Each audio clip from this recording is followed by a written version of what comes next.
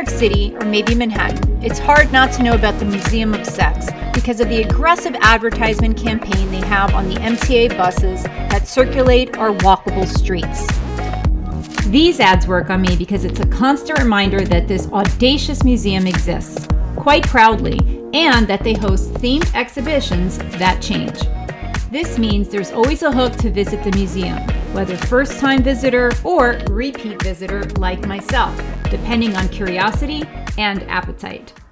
After being in a utopian prose anthology this year, Not Your Poppy's Utopia, and having some life changes more aligned to peace and pleasure, Utopia is a question I've been sitting with.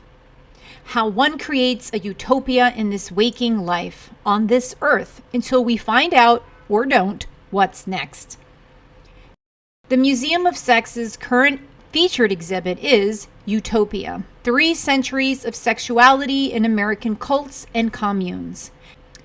After my first trip to the museum a few years ago to see where it, and I, landed after crossing paths when we were both launching into adult life about 20 years ago, and after making a very fun zine with my tour, I returned to see this new exhibit.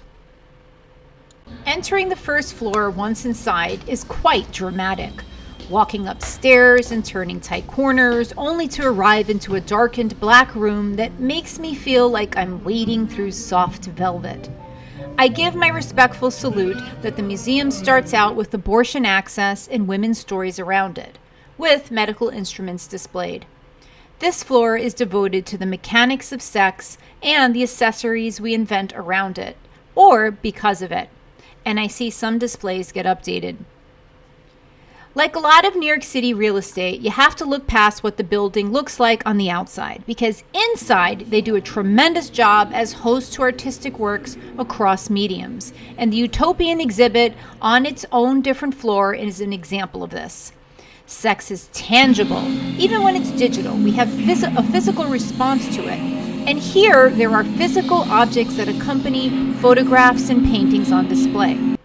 American Cults and Communes is especially interesting to me as a theme. A person whose career was centered on improving the human condition and who is married to someone who purposely chose to devote a life to populations making do with less. We both chose world-building utopias in social medicine and public health as what we'd be spending time doing here on this earth. We also both had callings to religion, but in our case, I knew that if I'd become the nun as contemplated, and he the priest as planned, our first career choices requiring celibacy, we'd still wind up meeting each other somehow. And as a result of this, the box office numbers of Brianna Loves Jenna would be left in the dust when footage got out. And by the way, there is a commune on display here at the museum where the sexuality of Christianity is played out in a similar way to this. Being able to see the origins of these communes and then a narration of how the story played out for the people is a remarkable privilege of perspective. It weighed on 2 considerations for me. 1, are there really manipulative otherworld beings who are laughing at us and pulling puppet strings and using humans as messengers for their entertainment or energy gain? As in the case of some of these stories, at least the part about following the directions of other beings and how to live life. Related, does there exist a universal truth one can achieve, or is this life really just one big subjective circus, and it is whatever you make or bend of it? 2, so many of these communes appear as new systems of female enslavement by a dominant sperm-shooting male, recreating a god in his own image. That said, many also do include aspects of the sacred feminine and the hieros gamos, sacred marriage between man and woman. The exhibit also included celibacy in the spectrum of sex and utopia roads. Unexpected, but in this exhibit I also found out that one of the most demonic and disturbing things from my childhood memories seems to have come out of one of these communes. Ringling Brothers and Barnum and Bailey Circus's The Living Unicorn. It exhibited in 1985. One of the arts and crafts activities of leaders to one of these communes was gluing horns onto goats to make them a unicorn, hence the circus exhibit. Be mindful in contextualizing my reaction to this unicorn that the dark fantasy movie Legend also came out around this time. Unicorns, horns, and goat eyes were a big thing in the 80s. But I also am wary of unicorns in general. If I had to fall into one of these communes, by far, just on theory, I can see the allure of Rajneeshpuram, I hope I pronounced that correctly, just based on its guiding principle, Zorba the Buddha, the fully integrated being who could combine the spirituality of the Buddha with the sensuality of Zorba the Greek. Add Jesus Christ Superstar to this, and I think you could convince me to come to an outreach meeting. Indeed, I think when you look at the works of Kazantzakis as a whole, you can see this as a practice some of us find ourselves arriving to. It also brings up one of the questions a creator might ask themselves before creating, or after seeing the effects. How will my creation be interpreted, and what will people do with it? And of course, take this to another level. We, as the creations of a creator, and maybe it really is hands off and let it play out and do what they will. Rajneeshpuram employs the track towards divine consciousness through sexual pleasure. Of course, there's more to this than that one-line description of how this commune played out, and you could read up on this in an article on the National Endowment for the Humanities website. Rajneeshpuram was more than a utopia in the desert. It was a mirror of the time, the rise and fall of Zorba the Buddha in Oregon by Hugh Urban, and it's also the Netflix series documented in the Netflix series Wild Wild Country. So I will say I do look forward to reading Hugh Urban's book Zorba the Buddha, which explores in a little bit more depth Rajneeshpuram. The documentary was very interesting. It does have an angle of, can you believe this happened in my town? Which is quite understandable, but it doesn't go into more of the layers of the actual belief system and practices. So I do look forward to that read. And it's also a remarkable story of how a group literally, physically built Utopia. Might not have lasted long, but they literally built their version of Utopia. Themes of my upcoming novel, To Love Like Venus, are found throughout the museum, with a female protagonist who sips life with pleasure while wondering what happens when you add love to the drink. With characters inhabiting different and sometimes fluid sexual partnerships and accessories, mythological legacies, and providing a glimpse of the consequences to the mind and body that these acts have on us, just like this museum does so well in laying out for many groups. Or, as my astrologer told me when seeing me for the first time as a young woman with a broken heart, your chart is so Venusian. The book is a response to what that sentence can mean in fiction.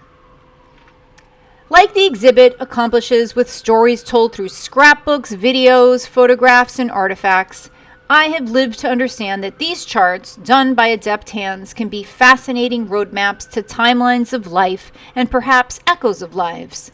Why some highways exist that make it easier to get somewhere and others are dusty roads with bumps.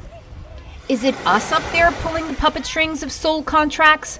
Or is it Gordown, the mighty, or whoever the, insert your pick of, religious leader is channeling? One of the communes had folks dressing and acting out perceived past lives. For this exhibit, you sit on a hot pink couch in a private room to watch the reenactment videos. Again, a remarkable moment of perspective as I watch them dress up in their understood Atlantean-era clothing and climb crystals, a simulation within a simulation, matryoshka dolls of existences. When does it ever end? What is real? And can we ever get out? What's out? This platform for perspective that the museum provides us with so that we can become witness, I emphasize again, I feel is unique and valuable. You can be a being removed from the timelines of when these stories played out, observe and do something with this data. Maybe you marvel at the entertainment of beings unaware of who they are, scrambling around a maze like blind mice. Maybe you are the controllers of this game or happen to witness trapped fish in a tank and make adjustments to their foundation systems to see if it helps upgrade them towards escape. On a human level of witness, perhaps in observing these people figure out a meaningful life, a utopian one, you make a decision on what character you'd like to play yourself and in what circus with the accompanying charismatic ringleader, aka the convincing storyteller. Kudos to the Museum of Sex on another important exhibit. While it's easy and fun to snicker at the encouraged naughtiness in the games of Funland, I still won't fist the siren, but I like listening to RuPaul Zoltar read my present and offer his insights into a possible future. And if you're an old school New Yorker, you'll wonder at times if this is just your sanitized version of the old 42nd Street. Ask the 1980s kid me if I saw myself as a grown woman sitting in a small theater with single men next to me watching an erotic film, but insist to you it's intellectual, but it really is. I'd laugh. Sex deserves a museum. It's literally how the future is made, for humans at least, and even in our case, another qualifier, at least for now. With our flesh rockets ejecting a spaceship into the womb of the universe. And I am grateful for this one.